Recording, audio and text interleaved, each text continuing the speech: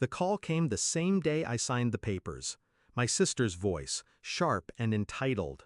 "We'll arrive in 3 hours with 22 relatives. Clear the rooms, fix meals for everyone, we're staying 2 weeks. No question, no courtesy, a command." I stared at the empty beach house, the salt air drifting through wide windows, my name still fresh on the deed. And I kept calm. Because in that moment, I decided something. This would be the last time she ever tried to claim what was mine. It hadn't always been war. As kids, we were inseparable. She had the fire, I had the patience. Together, it worked. Until our parents began feeding her appetite for control. She wanted, she demanded, she got. And me? I became the shadow. The quiet sibling who gave way, who smoothed things over. When our parents passed, the dynamic didn't fade, it calcified. She treated every asset as hers by birthright. My opinions were obstacles, my existence an inconvenience. I thought the beach house might change things, a clean slate, a home that carried no family strings, no old ghosts. I was wrong.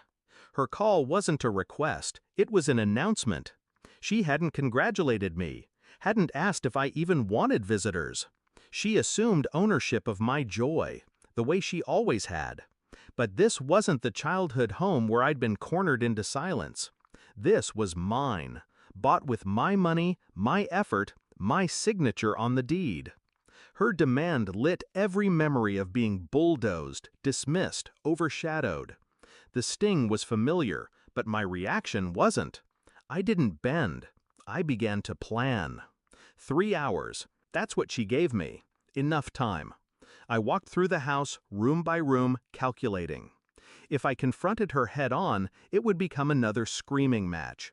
She'd twist it until I looked cruel for refusing family. No, I wanted precision, a clean cut, a lesson she'd never forget. So I made calls, not to her, to a local property manager, to a caterer, to a moving crew on standby. By the time her caravan pulled into the driveway, everything was set.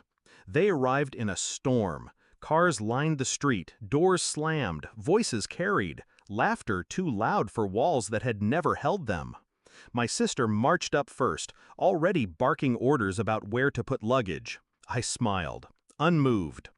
"Don't unload," I said. "The house is booked." Confusion, then anger. "What are you talking about? We're staying here." "No," I said, voice even. "Guests arrived tonight. Paid guests." Her face twisted. Behind her, the relatives shifted uncomfortably, suitcases in hand. I stepped aside, revealing the property manager approaching with a clipboard, ready to check the house for the incoming rental. 2 weeks, paid in advance, higher than market. Her jaw dropped. "You rented it out?" "Yes," I said. "The beach house isn't a family hostel. It's an investment.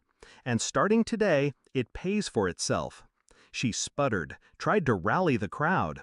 "This is ridiculous! We're your family!" I let silence hang. Then I handed her an envelope. Inside, invoices, receipts of the trust money she'd siphoned years ago under my name. I'd done my homework. Her hands shook as she scanned the pages. I leaned in. "You've taken enough from me. The house is mine. And if you try to touch it, I'll make sure every cent you stole becomes public record." Her face drained of color. The others shifted back, suddenly aware this wasn't a vacation. It was a reckoning. She screamed, she cursed, but every word ricocheted off walls that weren't hers.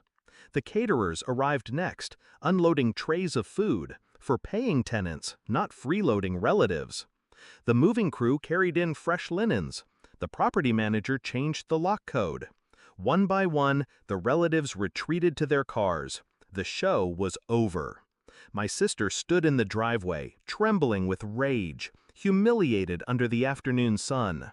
"Fine," she spat. "You'll regret this." I stepped closer, calm, controlled. "No," I said. "This was the last time I let you mistake me for someone you can control.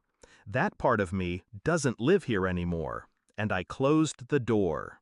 That night, I sat on the deck, listening to waves crash against the shore. The house was quiet, mine in every sense.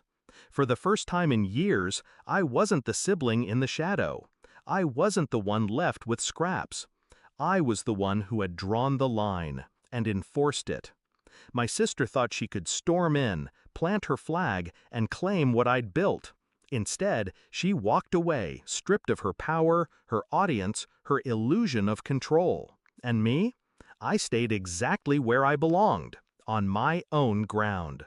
The house was more than wood and glass. It was a declaration, a reminder that I was never the weak one. I was just waiting for the right moment to prove it.